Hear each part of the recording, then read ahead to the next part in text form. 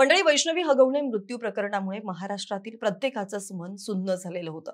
सध्या या प्रकरणामध्ये वैष्णवीच्या कुटुंबियांना म्हणजेच हगवणे कुटुंबांना पोलिसांनी ताब्यात घेतलेलं आहे आणि ते सध्या त्यांची जेलची वारी सुरू आहे. या प्रकरणामध्ये एक आरोपी म्हणून ज्याच्याकडे पाहिलं जातं तो निलेश चव्हाण गेल्या काही दिवसांपासून फरार होता आणि त्याला ताब्यात घेण्यासाठी पोलिसांचे अथक प्रयत्न सुरू होते आणि आता मात्र त्याला पोलिसांनी ताब्यात घेतलेलं आहे. नेपाळ बॉर्डरवरून पोलिसांनी त्याला ताब्यात घेतलेलं असून आज संध्याकाळपर्यंत त्याला पुण्यात आणलं जाईल. मात्र मधल्या काळामध्ये निलेश चव्हाण वैष्णवीच्या मृत्यू प्रकरणामध्ये कशा प्रकारे आरोपी राहिलेला आहे, त्याची नेमकी हिस्ट्री काय राहिलेली आहे आणि आता तो नेपाळला नेमका का पळून गेलेला होता, याचाच संदर्भातील हा सविस्तर व्हिडिओ असणार आहे. त्यासाठी हा व्हिडिओ शेवटपर्यंत नक्की पहा. नमस्कार, मी मयुरी कराडेन, तुम्ही पाहताय विषयच भारी. मंडळी, सुरुवातीला वैष्णवीच्या बाळाची हेळसांड केल्याप्रकरणी वैष्णवीच्या आई वडिलांनी म्हणजेच कसपटे कुटुंबांनी निलेश चव्हाण याच्यावरती गुन्हा दाखल करण्याची मागणी केलेली होती आणि त्यानुसार निलेश चव्हाणवरती पोलिसांनी गुन्हा सुद्धा दाखल केलेला होता आणि म्हणूनच पोलिसांची तुकडी त्याच्या मागावरती होती. त्याला ताब्यात घेण्यासाठी पोलिसांची सुरुवातीला 3 पथकं होती, मात्र त्यानंतर या पथकांमध्ये वाढ करण्यात आली. 3 वरून 6 पोलिसांची पथकं काही दिवसांपासून निलेश चव्हाणचा शोध घेत होती आणि आज अखेर पोलिसांच्या तो हाती लागलेला आहे. साधारण 21 मे पासून निलेश चव्हाण हा फरार होता. काही केल्या पोलिसांच्या हाती लागत नव्हता. मात्र ज्यावेळेस पोलिसांनी त्यांचे प्रयत्न वाढवले, ज्यावेळेस पोलिसांची तुकडी वाढवण्यात आली, त्यावेळी मात्र त्याला नेपाळमधून अटक करण्यात आलेली आहे. बावधन पोलिसांनी ही कारवाई केलेली असून आज संध्याकाळपर्यंत निलेश चव्हाणला पुण्याकडे आणलं जाणार आहे.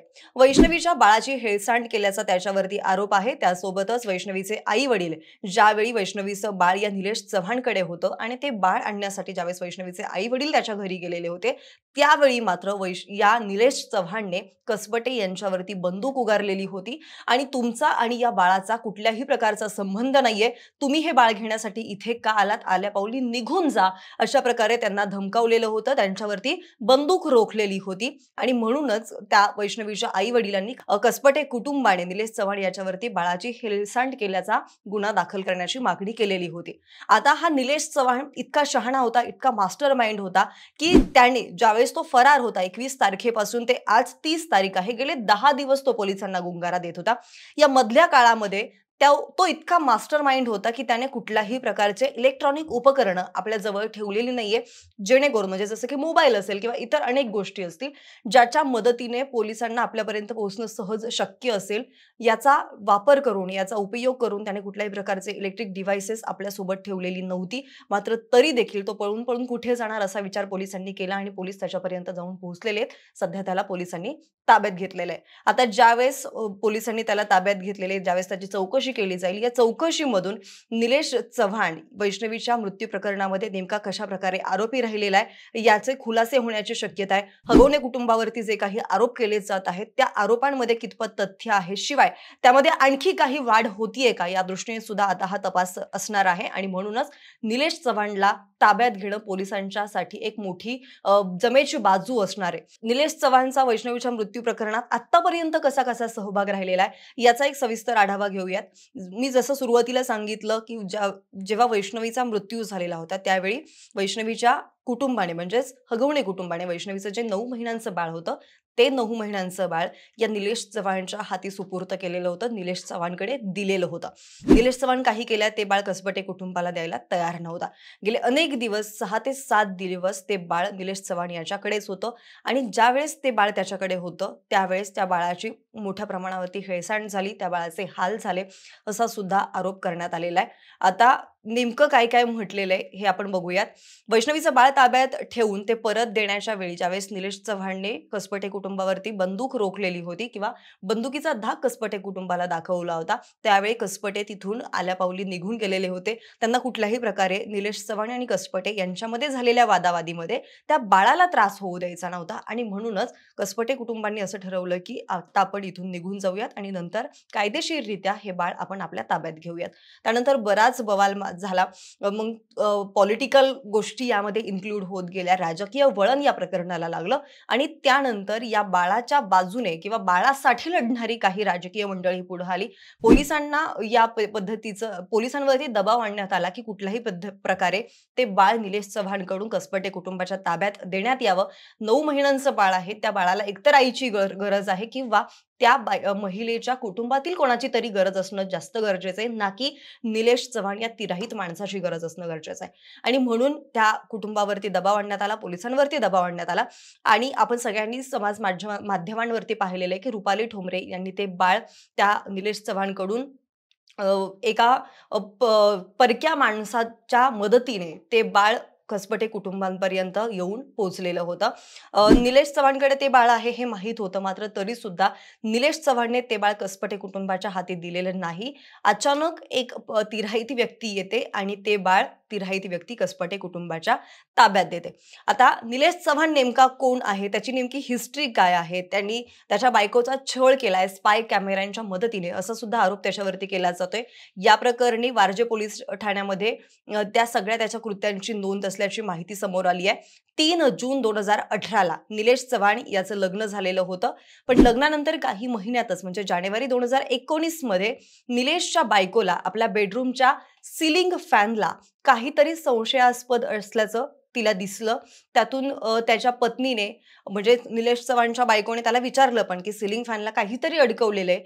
हे तिला संशयास्पद वाटल्यानंतर त्याला विचारलं, मात्र त्याने त्या सगळ्या प्रश्नांची उत्तरं द्यायला नकार दिली, उडवाउडवीची उत्तरं दिली. त्यानंतर पुढच्या महिन्यात म्हणजेच लगेचच फेब्रुवारी 2021 मध्ये निलेश चव्हाणच्या पत्नीला पुन्हा एकदा त्यांच्या बेडरूमच्या एसीला काहीतरी संशयास्पद अडकवल्याचं आढळून आलं. तेव्हा सुद्धा जसं सुरुवातीला निलेश चव्हाणच्या बायकोने विचारलेलं होतं, अगदी तसंच नंतर सुद्धा निलेश चव्हाणच्या बायकोने निलेश चव्हाणला विचारलं, की हे नेमकं काय आहे? तर तेव्हा सुद्धा त्याने उडवाउडवीची उत्तरं दिली. त्यानंतर मात्र काही दिवसांनी निलेश चव्हाणचा लॅपटॉप त्याच्या बायकोच्या हाती लागला. तो लॅपटॉप तिने उघडला. तेव्हा त्या लॅपटॉपमध्ये अनेक प्रकारचे व्हिडिओज तिला दिसून आले. आता हे व्हिडिओ कसले होते? तर हे व्हिडिओज होते शारीरिक संबंध बनवतानाचे व्हिडिओ. त्यावेळेस ते व्हिडिओ नेमके कोणाचे होते हे त्याच्या बायकोने पाहिलं आणि तिच्या हा सगळा घडला प्रकार लक्षात आला. निलेश चव्हाणच्या बायकोसोबत शारीरिक संबंध बनवताना त्याच्या बेडरूममधली लाईट कायम ऑन असायची आणि याचा तिला अंदाज लागत नव्हता. सुरुवातीला तिला हे सामान्य वाटायचं. तिने त्याबद्दल त्याला विचारलं सुद्धा. मात्र असेल काहीतरी असा विचार करून तिने त्याच्याकडे दुर्लक्ष केलं. मात्र ज्या क्षणी तिला त्या लॅपटॉपमध्ये ते सगळे व्हिडिओज दिसले, तेव्हा मात्र त्या लाईट्सचा आणि त्या व्हिडिओचा तिने कनेक्शन लावलं आणि तिचा हा सगळा प्रकार लक्षात आला. आता त्यानंतर त्या निलेशच्या बायकोने पुन्हा एकदा निलेशला जाब विचारला. पहिल्यांदा विचारलं, उडवाउडवीची उत्तरं दिली. दुसऱ्यांदा विचारलं, उडवाउडवीची उत्तरं दिली. तिसऱ्यांदा विचारलं, तेव्हा मात्र निलेश चव्हाणने त्याच्या बायकोला चाकूच्या सहाय्याने धमकवलं आणि तोंड बंद करायला भाग पाडलं. सोबतच तिच्याकडे त्यावेळेला जे काही पैसे होते, तिच्याकडचे जे दागिने होते, ते घेतले आणि तिथून पळ काढला. आणि या सगळ्या घटनेनंतर निलेश चव्हाणच्या बायकोने वारजे पोलीस ठाण्यामध्ये त्याच्या विरुद्ध अत्याचाराची केस दाखल केलेली आहे. 2022 मधली ही सगळी घटना आहे.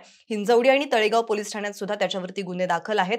असं असताना सुद्धा त्याला नोव्हेंबर 2022 मध्ये पुणे पोलिसांनी शस्त्र परवाना दिलेला आहे आणि हा परवाना देताना त्यावरती सही अतिरिक्त आयुक्त जालिंदर सुपेकर यांची आहे. आता जालिंदर सुपेकर कोण आहे? तर जालिंदर सुपेकर हे वैष्णवी हगवणे मृत्यू प्रकरणातील आरोपी शशांत हगवणे याचे मामा आहेत. वैष्णवी मृत्यू प्रकरणामध्ये जालिंदर सुपेकर यांच्यावरती सुद्धा बोट ठेवलंय. अंजली दमानिया यांनी काही दिवसांपूर्वी ट्विट करत जालिंदर सुपेकर यांच्या बाबतीत अनेक प्रकारचे खुलासे केलेले आहेत.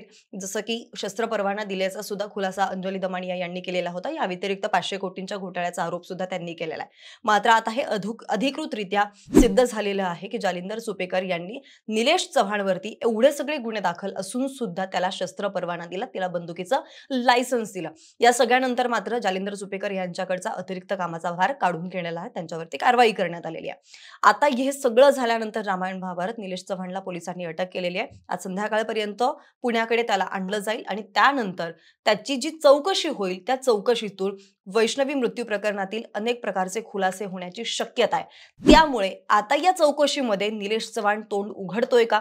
जर त्याने तोंड उघडलं तर त्या चौकशीमधून नेमके काय खुलासे होऊ शकतात, त्यावरती आता वैष्णवी मृत्यू प्रकरणाची केस ही फिरू शकते किंवा युटर्न सुद्धा घेऊ शकते. आता तुम्हाला नेमकं काय वाटते? निलेश चव्हाणला या प्रकरणामध्ये तो कितपत दोषी असू शकतो आणि त्याला नेमकी कुठली शिक्षा व्हायला पाहिजे? तुमचं मत आम्हाला कमेंटच्या माध्यमातून जरूर कळवा.